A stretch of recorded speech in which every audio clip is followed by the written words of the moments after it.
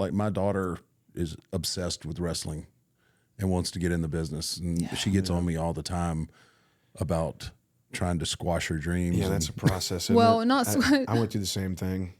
but she's been like that solid since like age 4, like literally.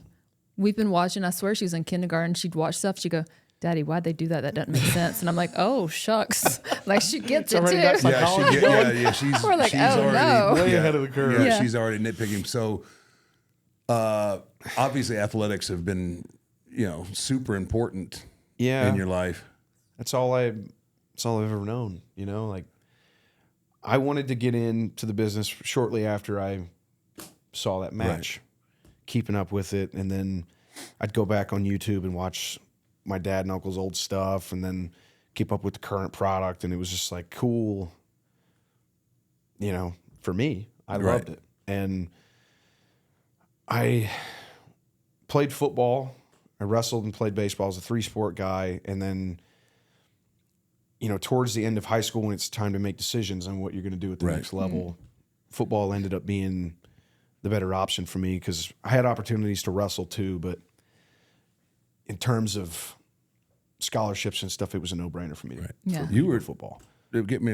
You were a state champion wrestler. Yeah, I was undefeated. I had opportunities to wrestle at like lower Division I level places, and part of me wanted to do that just because my dad did it. Right. 'Cause it was like all I've ever wanted to do was make him proud of me or make him happy, because he did so many cool things to me, not just in pro wrestling, but at Michigan, he was an All-American at D1, and it's like, I know watching wrestling and how hard and difficult that is to do that, and all I ever wanted to do was just make my dad just be proud of me.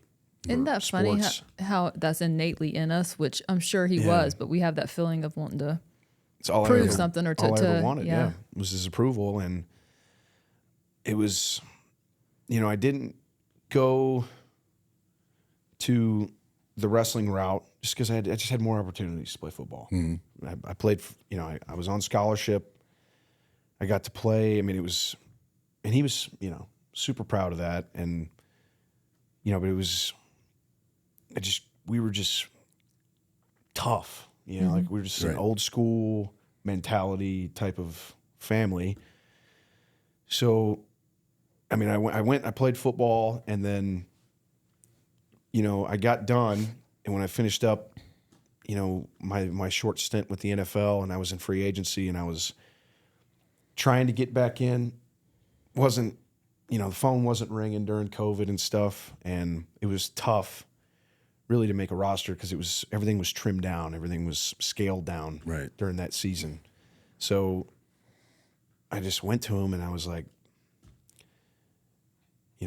it's time.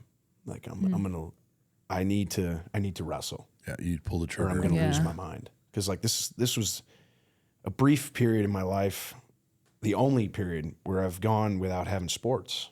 It's like 2 or that's 3 hard, months, yeah. and I was like, So you have that What in mentality of like goal, reaching yeah, a like goal, having reaching something to discipline. to achieve. And first, that stretch of time, I was like losing it. I was like, I had no goals. I had no, and I was like, Dad, I need to wrestle.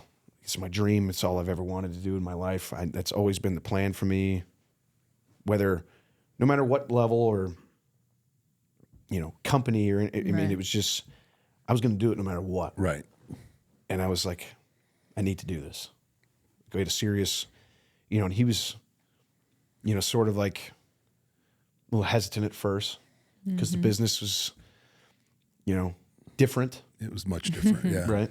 So he was, we had to have conversation about it, and he finally realized that I just wasn't going to let up about it. I wasn't going to keep, wasn't going to stop bothering him. So then he called Kevin Nash, and Kevin texted Hunter, and this was during the time when PC was shut down.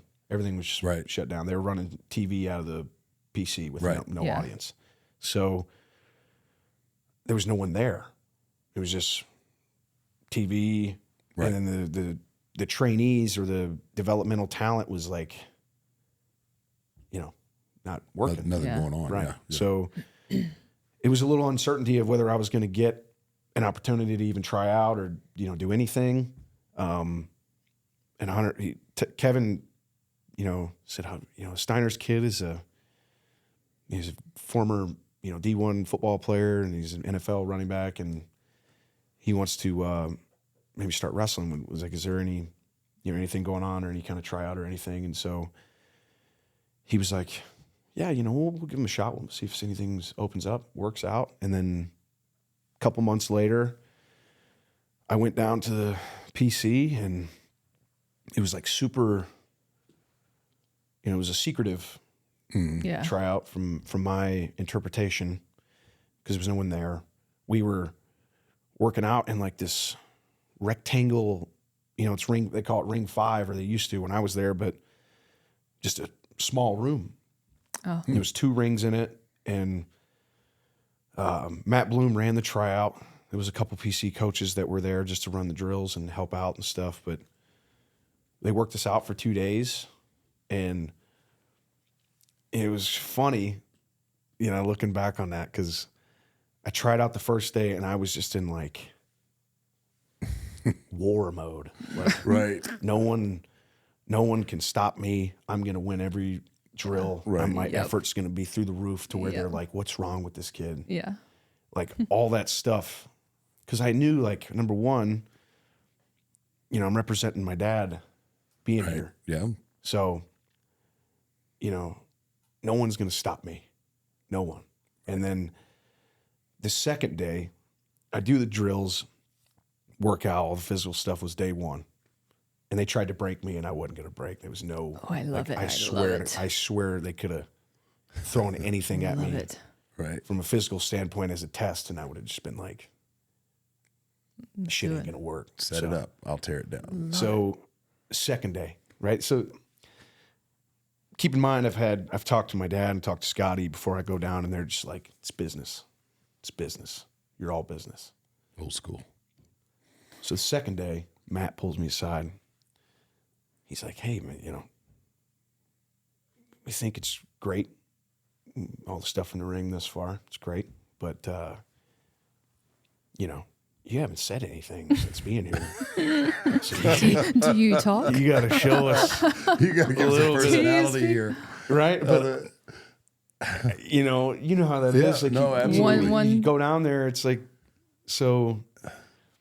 I was like, all right, So then we do a promo test to see who can talk, who's got charisma, whatever, and everybody was sitting. There was probably 15 of us in there, and there was a couple NXT talent just kind of shadowing and helping out. And they're like, Matt's like, all right, Steiner, go up and cut minute promo on who you are. Tell us who you are. So I go like full, everyone was like Whoa. laughing almost because they just didn't expect, because up until this point I had shown them You were nothing. mute. Nothing. And now. So then I go full Steiner for the whole minute, and everyone's laughing their ass off at me, like, oh my God, this guy. So then I sit down, I cut my minute promo, and then they break us up into Survivor Series teams, and we all go cut like a, 5 versus 5 promo. And I just took the mic, and I was just like, buried every one of the guys. Didn't know them. Yes. didn't know him, didn't care. It's like, you suck, and you're fat, and I just, I'm about to take your spot. True Steiner right. form, right? True Steiner fashion. So then we do that one, we sit down, and then Matt calls me back up after everyone's done. The drill's over with. Matt calls me, he goes, oh, go back up. Cut another one on this. And I didn't blink. And I was just like, boom. Did it again.